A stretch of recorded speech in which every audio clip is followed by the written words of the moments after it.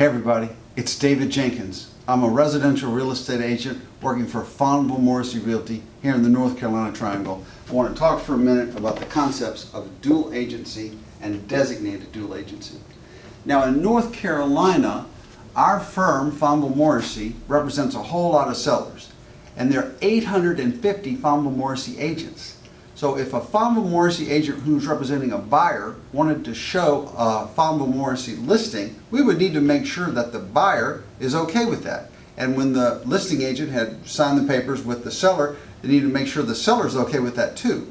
With a Fondable Morrissey agent representing a buyer and a Fondable Morrissey agent representing a seller, that's dual agency. So what's going to make sure that the buyer's agent and the seller's agent are not meeting at the water fountain sharing things, secrets that they're not supposed to be sharing? Well, that's the concept of designated dual agency. Designated dual agency says that the buyer is okay with dual agency as long as the firm designates an agent to only represent the buyer.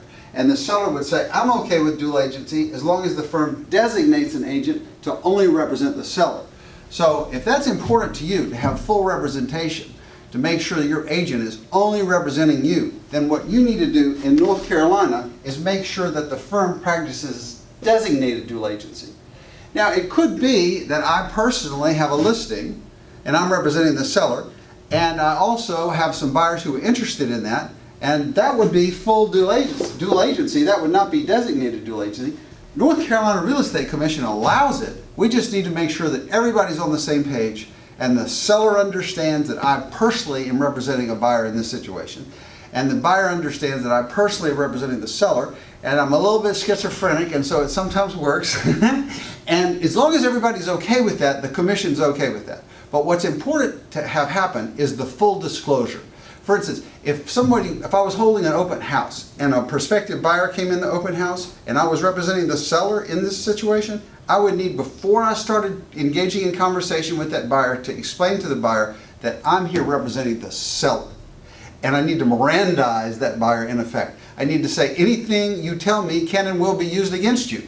So if you walk into an open house and that doesn't happen, you need to have a conversation with that agent and say, by the way, who are you representing? Before I start telling you my motivation for buying, my timeline for buying, my budget for buying. None of that information needs to be told to the listing agent or it would compromise your buying position. So anyway, I hope that better explains this concept of dual agency that a firm might have with a buyer and seller, and designated dual agency, the concept that a firm might designate an agent to only represent the buyer and designated another agent to only represent the seller.